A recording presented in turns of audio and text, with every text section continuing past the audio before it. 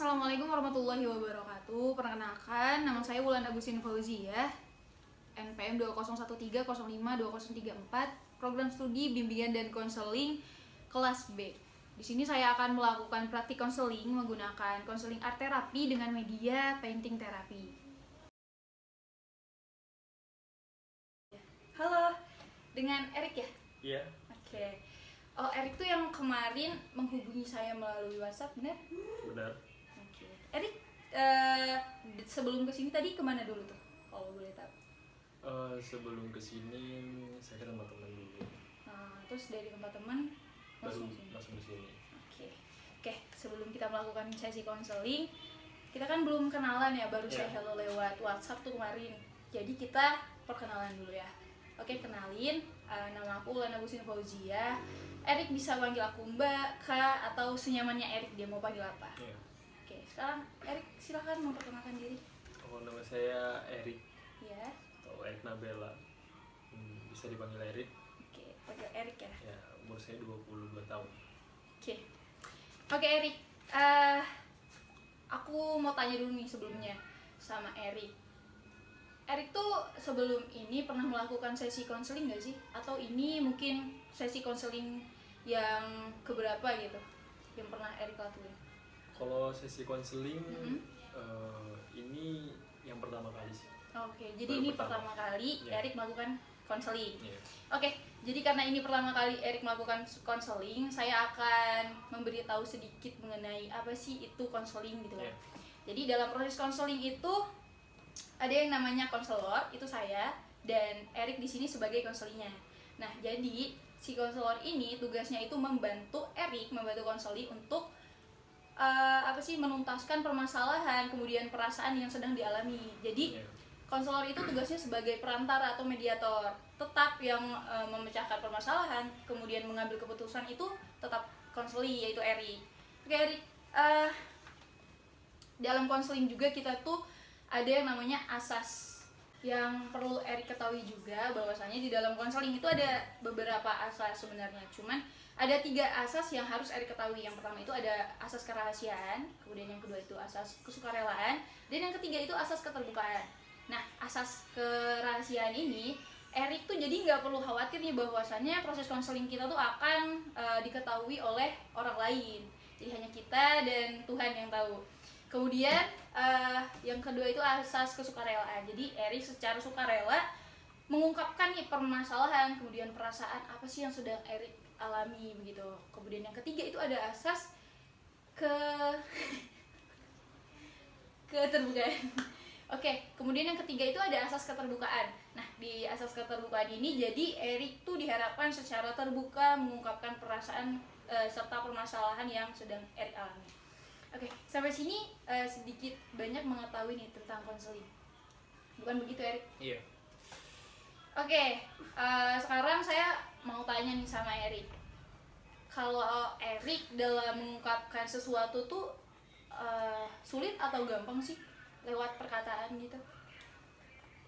Biasanya agak sulit sih. Oke. Untuk mengungkapkan. Agak sulit ya. Oke. Jadi sekarang deh hari ini apa sih perasaan yang Erik sedang alami? Kalau sekarang lebih ke bingung sih. Oh, bingung. Oke, daripada bingung-bingung, jadi kita langsung aja melakukan sesi konseling. Tapi sebelum masuk ke sesi konseling itu, Erik sekarang duduknya apakah udah nyaman? Udah Nyaman ya? Udah siap ya? udah siap. Oke. Kita santai aja ya proses sesi konselingnya supaya juga enjoy gitu kan. Terus tujuan dalam konselingnya juga tercapai. Nah, kan tadi Erik tuh merasa bingung gitu ya kalau misalnya ditanya sedang apa, terus kalau misalnya mengungkapkan sesuatu tuh agak susah dengan perkataan. Iya. Nah, jadi di dalam konseling itu ada suatu teknik namanya teknik konseling art terapi.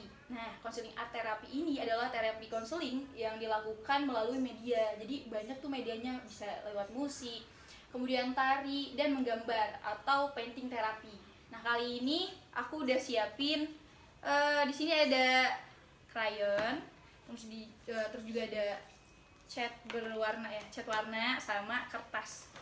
Nah, kita akan pakai teknik konseling art terapi menggunakan media painting terapi, yaitu gambar.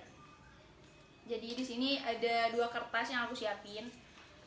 Tugas pertama itu kertas pertama, Erik itu menggambar apapun, hal bebas yang Erik rasain, apapun. Jadi dalam proses menggambar ini, karena memang kita dibatasi oleh waktu ya dalam proses konseling, jadi saya batasi waktunya tidak lebih dari 10 menit dalam satu gambar. Soalnya nanti Erik akan menggambar 2 hal. Oke, jadi di sini Erik menggambar bebas tentang apapun. Ini shape-nya, jadi warnanya, kemudian bentuknya, dan tujuan dari konseling art terapi ini itu mengungkapkan perasaan, menuangkan perasaan melalui media. Nah, salah satunya itu media painting terapi ini. Jadi tidak dipermasalahkan tuh keindahan dalam menggambar, kemudian bentuk gambar tuh nggak dipermasalahkan, yang penting perasaannya itu tercurahkan di dalam kertas, begitu. Silakan Erik. Gambar apa nih? Apa aja yang sedang Erik rasakan, sedang senang, sedang sedih, bahagia, atau apapun itu, atau bingung, gambarnya disesuaikan aja.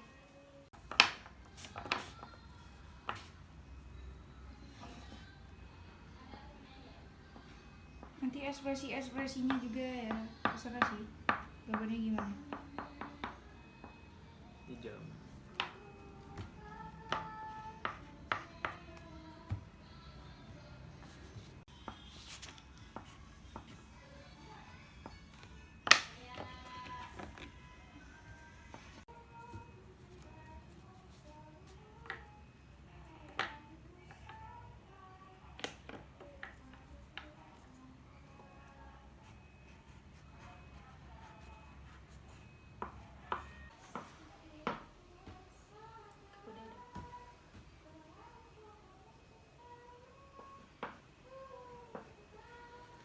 Oke, udah selesai gambar yang pertama? Udah. Oke, udah selesai gambar yang pertama? Udah. Oke, saya izin mengambil gambar yang pertama ya, Erik. Oke, selanjutnya kita lanjut ke gambar yang kedua. Nah, jadi di gambar yang kedua ini Erik gambarkan perasaan sedih yang sedang Erik alami saat ini. Silakan. Sama seperti gambar yang pertama ya, jadi gambar yang kedua ini juga kita dibatasi oleh waktu, jadi nggak lebih dari 10 menit. Oke, silakan menggambar Erik.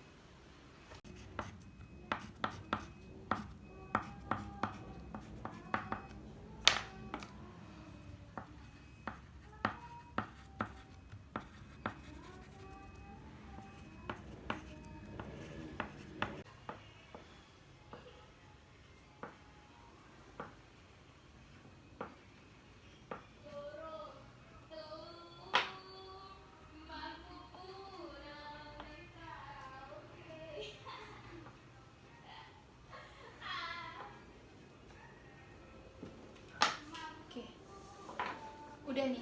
Udah. Oke, saya izin ambil juga ya gambar yang kedua. Nah, jadi Erik mungkin bisa kasih tanda ya di gambar pertama dan kedua. Oke, yang hitam nggak apa-apa. Ini gambar yang pertama. 1. Gambar yang kedua.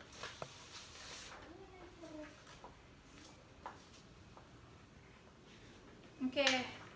Jadi kita ulas dulu ya gambar yang pertama.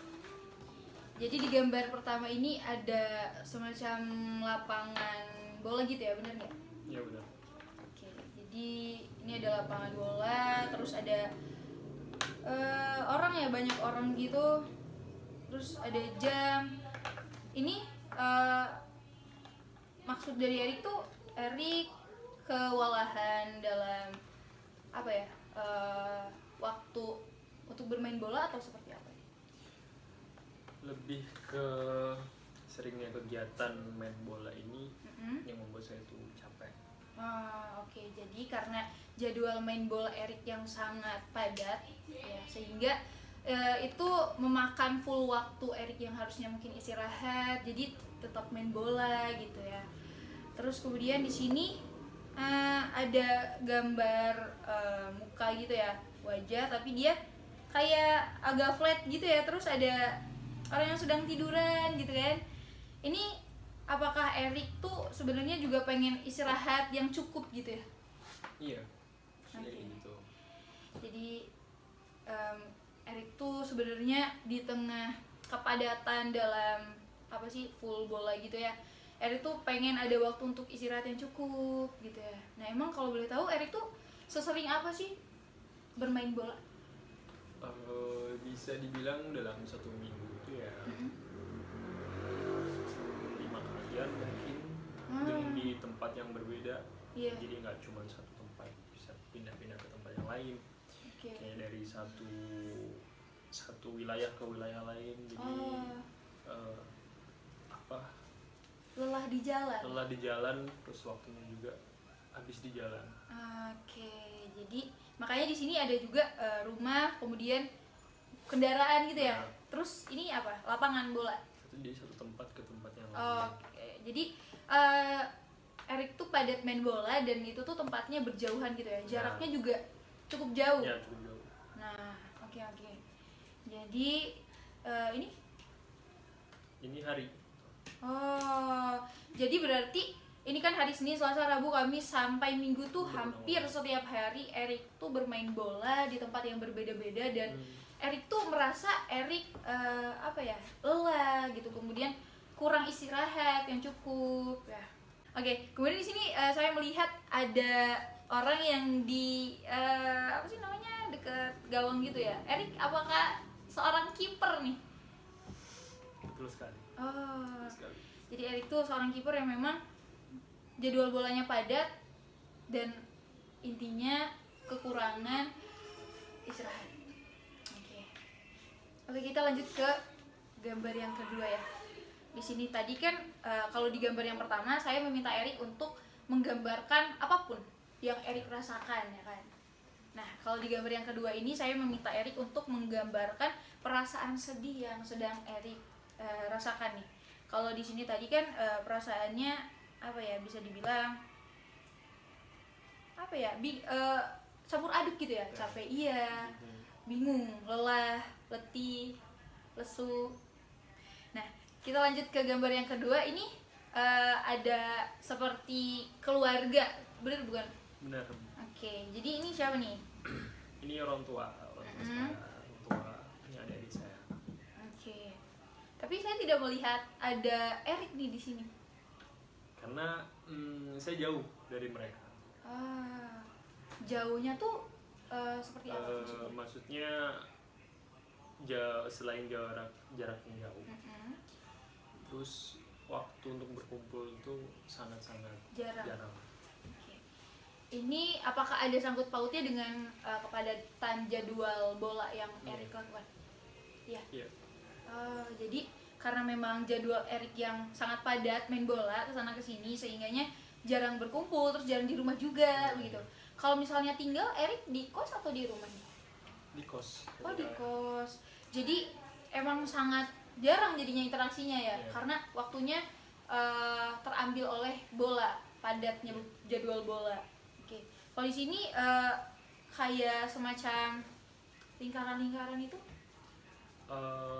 ingin berkumpul dekat-dekat mereka. Jadi sebenarnya dalam lubuk hati yang paling dalamnya Erik tuh sebenarnya Erik tuh nggak pengen jauh-jauh dari keluarga gitu ya, pengennya tuh terus bersama gitu ya. Oke. Ini juga rumah tuh maksudnya Erik tuh pengen di rumah gitu. Iya, pengen di rumah. Kalau ini jalan? Kalau ini jalan menuju ke rumah. Oke. Jadi aku tarik kesimpulan lagi ya soal gambar-gambar Erik tuh. Jadi gambar pertama dan gambar yang kedua itu ada sangkut pautnya, ya kan? Jadi di sini Erik tuh merasa sedih karena Erik tuh karena jadwal bola yang sangat padat sehingganya Erik tuh jarang di rumah, jarang berkumpul sama ibu dan ayah dan adik-adik Erik, ya kan? Tapi di sisi lain Erik tuh memang senang bermain bola. Iya. Emang senang bermain bola dan passionnya di bola. Iya. Oke, jadi ada dua sisi yang berbeda di sini ya. Iya.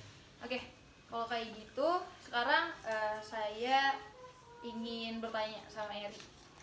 Apa sih yang Erik rasakan setelah Erik melakukan konseling art terapi dengan media gambar seperti ini? Perasaan apa sih yang Erik Setelah saya melakukan bimbing konseling ini, yang saya rasakan tentu saja yang selama ini terpendam di dalam pikiran saya itu bisa saya ungkapkan, dan itu terasa lebih lega, lebih plong. Seperti itu. Oke, baik. Jadi perasaan yang tadinya sulit untuk diungkapkan dengan kata-kata, kemudian melalui konseling art terapi dengan media gambar ini, painting terapi ini, Erik jadi bisa mengungkapkan seperti itu ya. Jadi Erik merasa lega nih.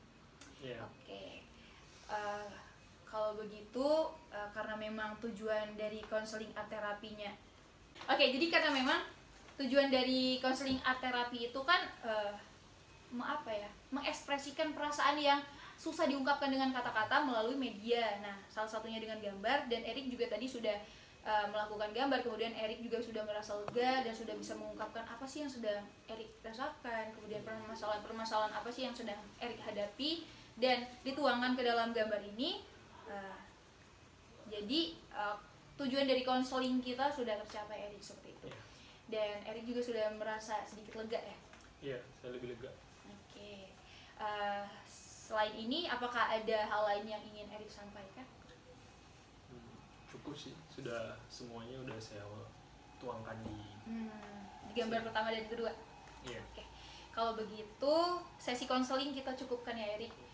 Karena memang juga tujuan dari konseling sudah tercapai, kemudian Erik juga sudah merasa sedikit lega ya, sudah lega bahkan ya, dapat menuangkan perasaan-perasaan serta permasalahan yang selama ini Erik pikirkan gitu ya, yang sulit untuk diungkapkan dengan kata-kata.